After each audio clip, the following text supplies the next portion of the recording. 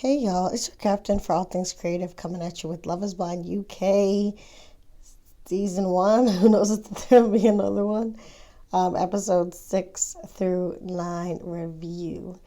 Now, it's been a minute since I had a bunch of events and trying to upload before the next batch of episodes drop tomorrow. So if you're new to this channel, please like, share, subscribe, all that good stuff. And if you're returning, thank you so much for rocking with us. We into a lot of things. And I hope that whoever you are, if you're in the U.S., you're registered to vote if you haven't already. And you plan on voting in November. Now let's get into these episodes. Just a little warning. It's going to be more detailed in the beginning.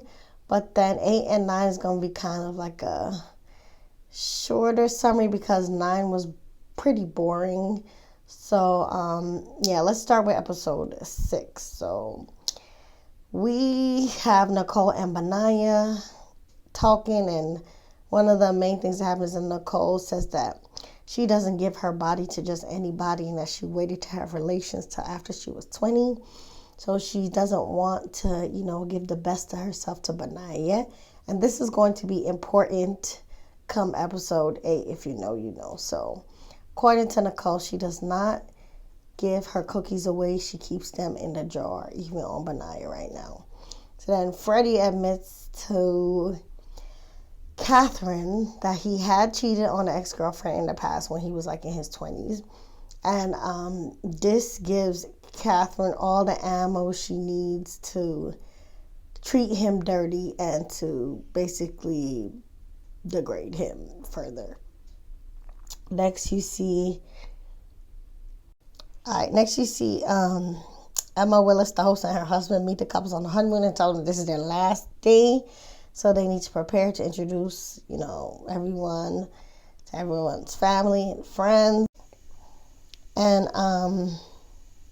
they get new rules that basically, they're going to have a little time to blend each other into their worlds by having a shared apartment.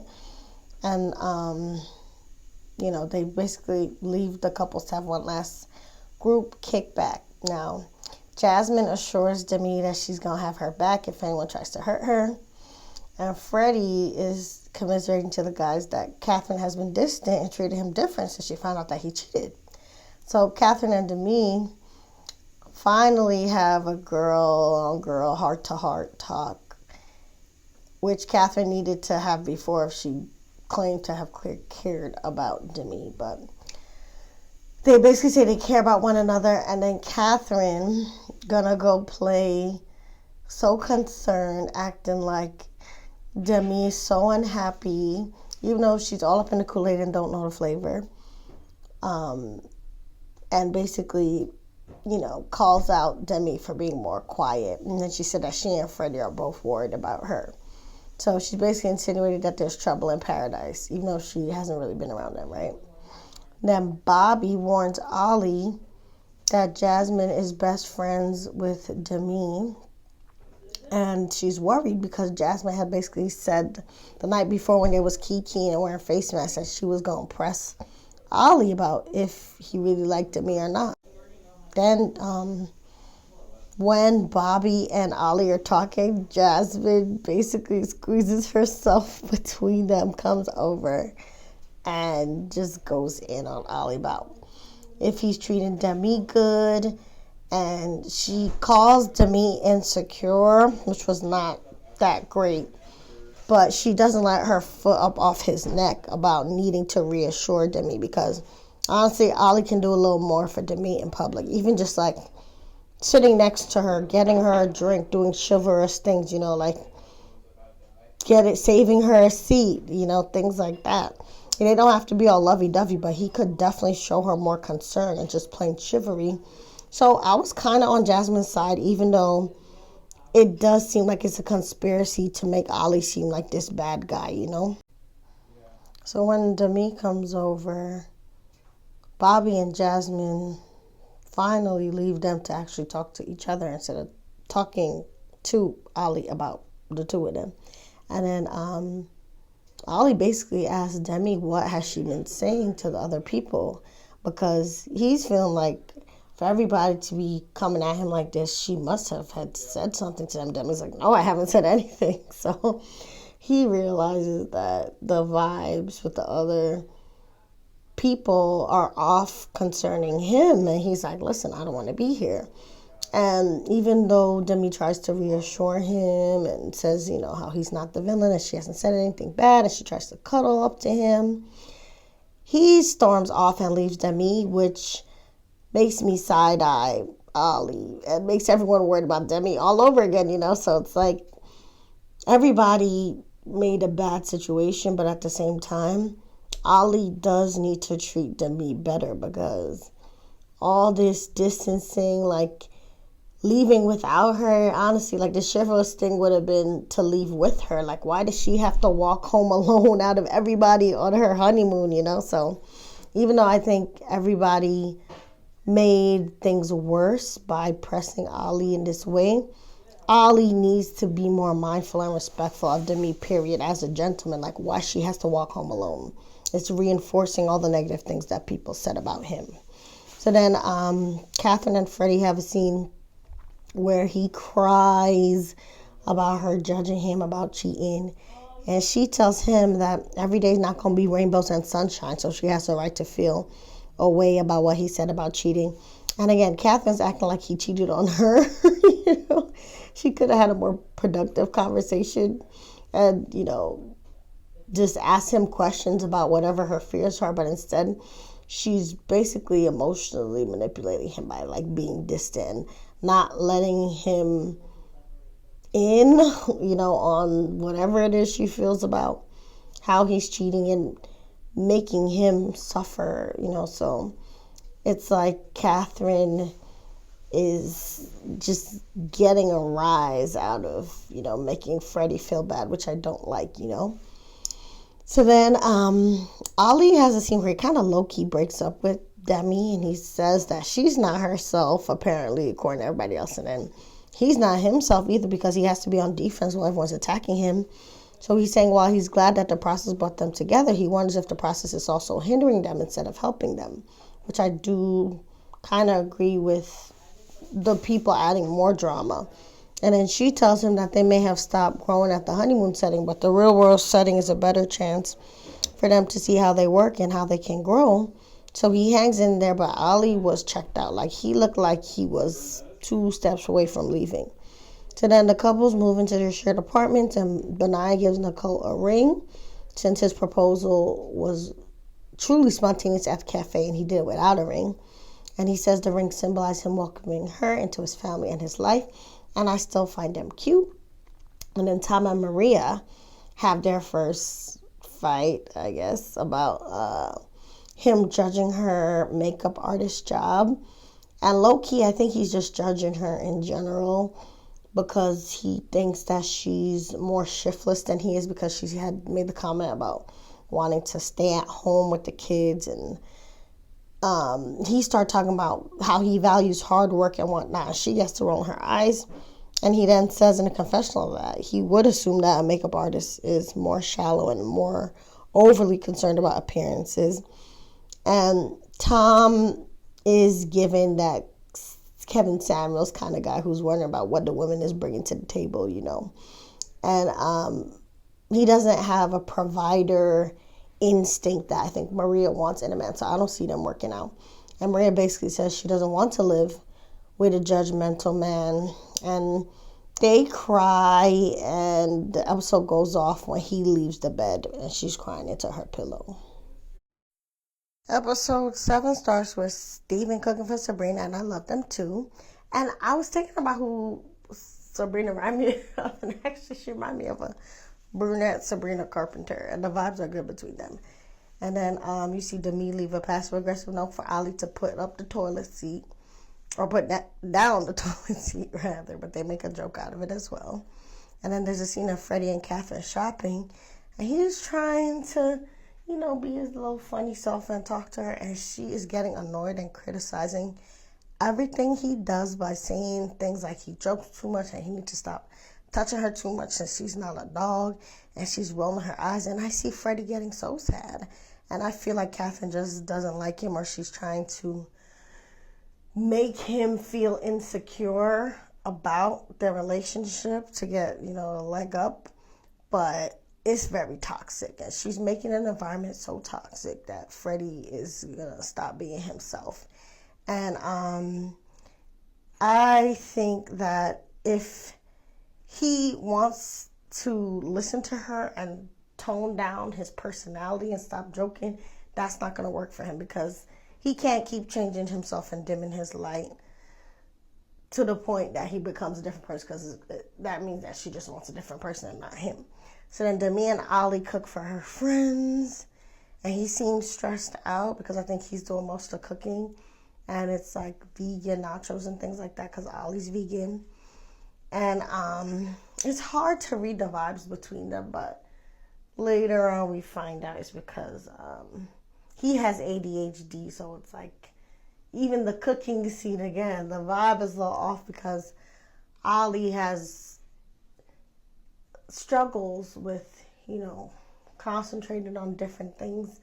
And just the fact that he's neurodivergent makes all his other scenes make a little more sense to why he can't pay attention to Demi as much as like he really can't pay as well attention to anything. So I kind of saw him in a softer light. So he's a little bit more off the hook with me because even the cooking did seem hard for him, Next, Jasmine and Bobby are getting in their groove, and I like Jasmine because she's very good at explaining how she wants to be treated.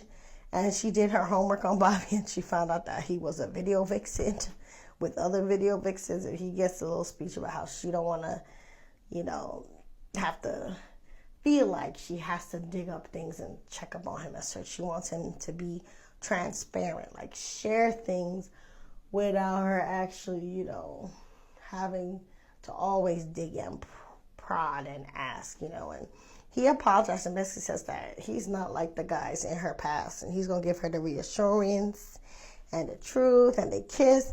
And I like their relationship. And again, I like how Jasmine shows people how to treat her. It's kind of admirable. Next, you see Demi's friends come over, and they show off the vegan meal that they prepared, and they explain that, Ollie did have another connection with Catherine, which shows that Demi was a little bothered by Catherine. So it's not completely Ollie's fault while the vibes were off between them. Demi has some part with her insecurity. And again, because Ollie's neurodivergent, paying attention to her is not going to look the same as other people. So I'm starting to have more grace for that couple, and I'm rooting for them. So then you see Freddie showing Catherine his house, and it's super nice and big, but it's still under construction since he has like 2 different doors that's missing. There's one by the front door that he got to heist up to move, and then by the time they go to the bedroom, he heists in that door aside for them to come through. So he's wealthy, and he's got most of his stuff together, but he could still use a little helpmate, And Catherine suddenly is acting now nicer now that she sees what Freddie's got, and I'm like, I'm not saying she's a gold digger, but she definitely got a little nicer when she saw what Freddie had, and I saw that, and I think Freddie saw that too, because you're going to see later on he's going to ask for a prenup. But, she apologized for being a menace to him now that she know that he got a little coin, and Freddie also apologized for pushing her buttons, and she's like, yeah, at least you put my buttons on. I'm like, there it goes again. You could have had a nice moment, but you always want to have the leg up, and it's the same thing she did with Ollie with talking about, I want to tell everybody that I broke up with him. She got a little pride issue, a little ego issue. I don't know if it's because she was adopted that, she struggles with self-worth and feeling wanted and enough.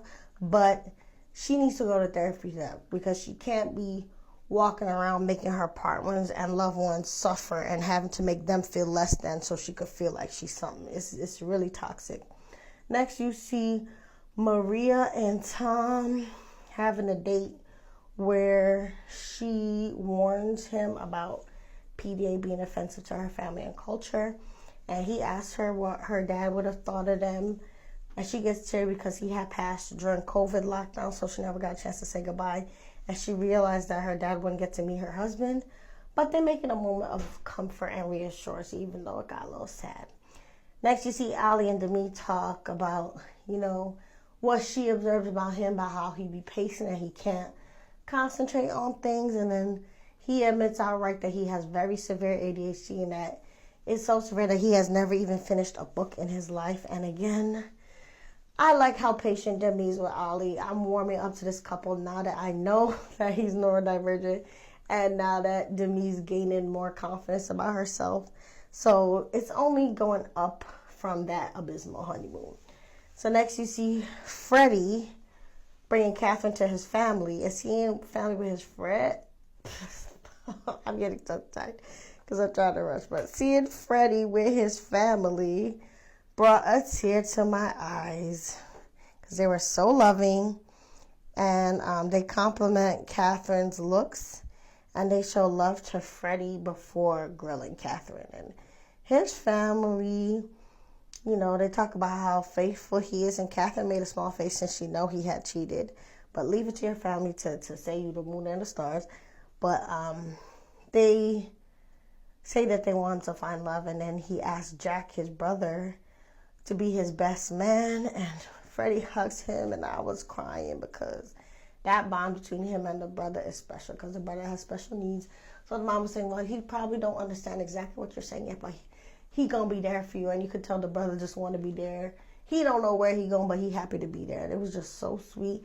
But Catherine's eyes were dry, and I'm like, how can you not feel anything right now? I'm not feeling her vibe. But the sister wasn't feeling it either because she pulls Freddie to the side, and she got good intuition because she told Freddie that he's not his usual self, and she don't know if it's the stress or what. But what's really going down between him and that Catherine? And then he basically tells her that he joked too much, so he wondering if he's not good enough for her. And the sister's like, let me stop you there because the real question is she good enough for you? And I said, I know that's right, sis. Leave it to a good woman on your side with good intuition. Freddie needs to listen to his sister. Some other big scenes, Tom meets Maria's family and the kids all flock to her, which makes me know that Maria is an even more sweet person since kids usually don't miss words or fool with evil people too easily. Maria's family says that her finding her husband this way, in terms of like doing it on TV, is a hard pill to swallow, but they're going to support her nonetheless. Steven and Sabrina have a meet up with his people, and they resemble Steven. And one of them start talking about how it took him 5 years to propose to his wife, and then 2 additional years before the wedding to get married. And I'm like, yeah, no, Steven don't need to go that right. Y'all making these women struggle too much, and it's not a good look. Back to Tom and Maria. She thinks he's doing well with her family, and he tells her mom that he was scared to meet them, and he thanks her for welcoming him into the family, which I thought was sweet. And he asked for her blessing, which I thought was even more sweet. And he's just sweating boots, wiping all the sweat off his forehead while they talk. And she gives her blessing, and it was a cute scene. Last but not least, we see Nicole and Benaya. And Benaya asked Nicole if he can hug her family and whatnot. She's like, maybe you could dap him up. And it was kind of cute. But then Nicole says she's worried that her parents lost faith in her decision-making since she'd been divorced before. But her parents come over, and they actually compliment her about her Lebanese food. And Benaya said he fell in love without seeing her, so her beauty's a bonus. And Nicole explains the process, and the parents are not phased because the dad says that marriage is not for everyone. And not everybody stays married, even if they date for years. So they basically give them their blessing, and it was a nice scene. So now we get to episode 8, which is the best one. Bobby makes a full English breakfast for Jasmine, and my mouth watered since full English breakfast is one of my favorite meals in the world. So shout out to Bobby. Nicole and Benaya have a picnic, and Nicole messes up the vibes by saying that she wants to meet up with Sam to give back the ring and the necklace that he gave her. And I'm like, girl, you don't have a post office you could send that to. You don't have a producer around there, because y'all know y'all on the show. Give it to them to give to him. Like, it's really annoying, but she is a little toxic in her own way. But then The rest is boring until the group meet up down to the UK bar. To me, if there's something that you think I should have talked about, put it in the comments. But the meat of this episode was the bar. And there were two key moments of drama here, one involving Sam, Nicole, and Benaya, and the other one involving Tom, Natasha, and Maria. First, let's get into Sam and Nicole and Benaya. Since Sam was on some bull as usual, and Benaya was triggered by him as usual, but low-key, I feel like Benaya had a little bit of punk energy. That reminded me of when he was in the pause and he struggled and half-stepped to snitch on Sam to Nicole. The problem with Benaya is that he's like lukewarm. Like, if he was fully committed and like went full speed ahead at banishing Sam once and for all, he'd look much better. But the problem is he kind of want to be a nice guy. He kind of know that it's kind of wrong to do it. So he kind of, it's the halfwayness and the hesitation that makes him look worse than Sam, even though Sam is worse than him. And then Benaya to, I believe it was Steven, it was either Steven or Tom, was acting like he was going to defend Nicole, and protect her from Sam. And it was true that, when Sam came, he was still doing the same problematic things. But again, it's like, I don't like the fact that he gave Sam so much power, because Sam walks in and Nicole asks to go to the bathroom, and then Sam's like, hey, can we talk? So then Nicole is trying to be nice. I think Nicole, she's toxic because she doesn't want Benaya to freak out. But by not telling Benaya everything, and also by wanting to gloss over things too much with Sam, she looks a little toxic, because it's like she wants everybody else to get over what she kind of still doesn't look like she was completely over or completely processed correctly, because she's talking to Sam. She's still insisting that he's a good guy, but to her face, he's shading her about wanting to sleep with him, and she's like, no, you didn't show care. And like, I think that Nicole probably talked to Sam, and it went something along the lines of, the meeting was awkward, I don't know how we're gonna fix this, because he didn't even kiss her at first. So I believe she probably asked, like, are you even attracted to me? Would you sleep with me? Like, I feel like it was something that went like that. And then Sam, in his own awkward, narcissistic-ish way, took it as, oh, she wanted to sleep with me. I'm like, no, I don't want to sleep with you, But it's like, I doubt that it was what he was trying to make it look like, because, again, from even when they first met, their chemistry was nothing. And she was kind of like giving him the ick. She didn't kiss him neither. He didn't kiss her. He didn't, pick her up like he said he was going to do. It's like, Sam didn't want her, so I don't know why he's making a big deal about them not sleeping together. It's like, you clearly didn't want to sleep with her. Y'all broke up. She chose another man. Him even bringing that up was grimy and disrespectful. But again, Nicole just trying to gloss over it and it's like, all right, bye. And then she's like, oh, he's misunderstood. But it's like, no, he's being a villain to your face. And I hope when she sees the clips of him talking about beggars can't be choosers, and him also freaking out, wondering if she's on my 700-pound life, if that will make her see what Benaya was talking about. But for now, she seemed to be stuck on stupid, because Jasmine tried to warn her, Benaya tried to warn her. He disrespected her in her face by saying how, she wanted to sleep with him, and he said no. And she's still not picking up that he's an asshole and treating him as such. So, Nicole, you stressing me out, and I'm sure you're stressing Benaya out. And then when Benaya meets up with Sam again, he half steps. Like, he should have at least completely paid Sam dust. That would have been even perfect, because Sam is a attention-seeking creature. He needs attention. So that would have been the best medicine for Sam. But Benaya, he's too in his emotions to even see that. So he gives Sam the screen time and the attention. And then Sam plays him in his face and again brings up Nicole wanting to sleep with him and him saying no. Benaya laughs it off and walk away a little too late. You should have laughed in Sam's face when he asked to talk and walk away from Jump Street. But he finally saw that Sam wasn't on no good type of time and that it wasn't worth talking to him, and walked away after Sam disrespected him and Nicole again. But again, all of them get on my nerves. Benaya should have at least paid him dust or full out just scrapped if he was that bad. But it's that lukewarmness that made him annoying. And then Nicole, she's stuck on, I guess, keeping the peace and saying that Sam is a good guy, even though he's playing in her face.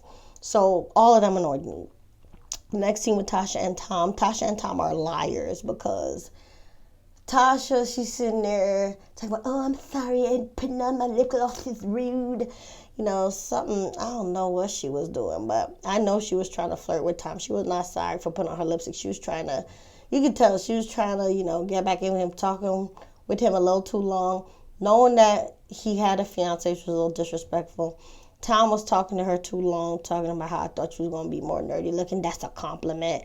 And then when Maria came over, it looked like, when your parents come home and the party got to end, that he got dragged away. And then the next day, Tom totally lied and told Maria how Tasha told him that she loved him, and it made him so uncomfortable. And I was like, you lying little something. You did not look like you felt uncomfortable at all. And she didn't say that she loved you present. She said that she, had love for you in the past. So he trying to see a girl fight, I think. I think he wants to see what these girls going to do for him. Tom got a little twisted side, and I don't like him. I think he's stingy. I think he's a little trifling, and he lied to Maria, and he was disrespectful and talking to Tasha too long, so I don't see it for them. Maria, she's not going to deal with the stinginess. Like, even that story he told about her offering to pay for the ice cream and then getting mad about it after effect. I was on Tom's side a little bit because Maria shouldn't have offered, but at the same time, women do that all the time. I do it all the time where you do tests. So I think she was like, okay, if I pretend that I don't care about this, will he honor my wishes? But in Guyana, we call that playing dead to see what kind of food we're going to get, because obviously he does not share your view. And just because you talk to him about it doesn't mean he's automatically going to be like, oh, wait, maybe I should offer to pay back, or don't let her pay because she says in her culture it bothers her. No, he's like, okay, go ahead, pay for this ice cream. So again, Tom don't really care about Maria like that. From what I see, Maria tested it out. Tom failed the test with the ice cream. She shouldn't be testing him. And just the fact that she has to test him means that she knows that it's not right. For me, I used to kind of test people like in a dating stage, but you play those games, you can win super prizes. And her paying for the ice cream after volunteering to pay for the ice cream and seeing that Tom gonna stay cheap is her prize. And then at the party, there are no other big scenes, except for the fact that Sam continued to be trashed by flirting with Catherine, even though he knows that she's engaged. But what do you expect from Sam? He's trashed. And I wasn't surprised by Catherine because she also is not what Freddie should be with. I hope Freddie tells her no. Catherine's sitting there flirting with Sam, bashing her engagement ring, telling, Sam how they should link up when she in London, and all the boys telling Freddie to dump her. Episode 9, I don't even really want to talk about it, but we'll get into it a little bit here. But I was going to make predictions at the end of episode 9, but since the end of episode 8, I predict or hope that Catherine and Freddie do not end up together. I hope Freddie tells her no because she is trifling. His sister trying to tell her that. Her actions show him that. And Freddie's friends from the pods, were telling him, listen, it's not looking good. She's not looking like she's respecting you at all. So, bye, Catherine. Freddie, please say no. So, last but not least, episode 9, before these new episodes came out, we have a couple of things that will lead to my predictions at the end, right? So, again, I think Catherine and Freddie is a no-go. And Freddie, I think, also thinks that Catherine is a no-go because he hit her with the request for a prenup. And, when they meet each other's people, Catherine tells her friends, about Freddie wanting a prenup. And her friends is like, that seems controlling. But that's really not controlling. actually financially wise of Freddie. But I think Catherine was right in saying that, well, he's kind of already plotting the end. And yeah, based on how you're acting and based on the fact that he has a special needs sibling, he is going to have to be very careful with his money. And again, you were only nice to him when you saw his house. So I think Freddie peeped that. So shout out to Freddie for protecting his family. He said, blood is thicker than water right now, Catherine, so you don't get none. And I think Freddie especially should say no, but I suspect that Catherine is also going to say no at the altar. The next couple that was in trouble in episode 9 was Jasmine and Bobby. Not because their vibe is off, but because Jasmine and Mommy is a momzilla. Ooh, when I saw Mama Jasmine, when she walked in the door, I thought she is fierce. She had on her little green dress. Her hair was did, nails did, everything did. She fancy, huh? She had her makeup done. She was ready to slay. She was like, listen, I'm on camera, and I'm not just slaying these looks. I'm going to slay Bobby. She was hitting him with all these underhanded statements, asking if he had education. And when he said he didn't go to school, she's talking about it's very hard to talk to uneducated people. And it hurt my feelings. Like, she didn't have to be that rude to Bobby. She was very controlling about Jasmine. Apparently, she used to check Jasmine's phone and everything. So she is very much, I think, in some kind of codependent relationship with Jasmine. But Jasmine is trying to break free because Jasmine even kind of piped up a little. It's like, Mom, you're not going to be all up in my marriage like this. But Jasmine still told Bob, like, listen, don't you lie to my face. Like, so I feel like if Jasmine's mom didn't scare Bobby's off, then they're going to be together. But Jasmine's mom might have scared Bobby off because he definitely was disrespected by her. And Jasmine let her disrespect him until a little bit at the end. So I could maybe see Bobby saying no off of that. But other than that, I do like Bobby and Jasmine. The other big thing that happened in the scene was people going wedding dress shopping. And then the grooms getting their suits. All the wedding dresses were very demure, very mindful. Shout out to Jules LeBron. To be honest, as much as I don't see it for Catherine, her dress was nice. I think she looked really great in her dress. She probably number 1. Demi was number 2. She also looked very great in her dress. And Jasmine, I think, was my number 3. She looked great in her dress. Everybody else, again, very demure, very mindful. They wasn't trying to show off. And I think maybe a lot of them is Church of England. The Anglican Church is very, covered up. You got to have your shoulders covered, all kind of thing.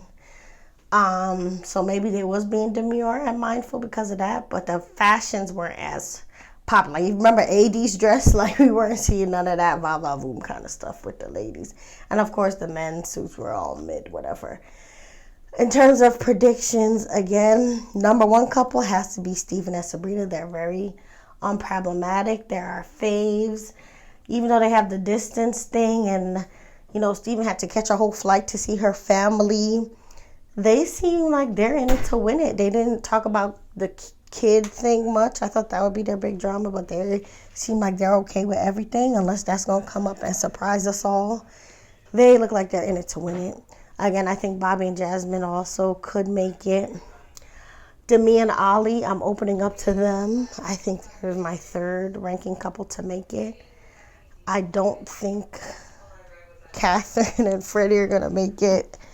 And I don't think Tom and Maria are going to make it at all, especially now that Tom doesn't see Natasha. Say how you feel about all the couples and all the episodes. We got through it, y'all. I think I got through all the couples. Yeah, and no matter what, remember you're the master of your fate and the captain of your soul. And I'll see you for the last 2 episodes and the wedding and the reunion for sure. Bye.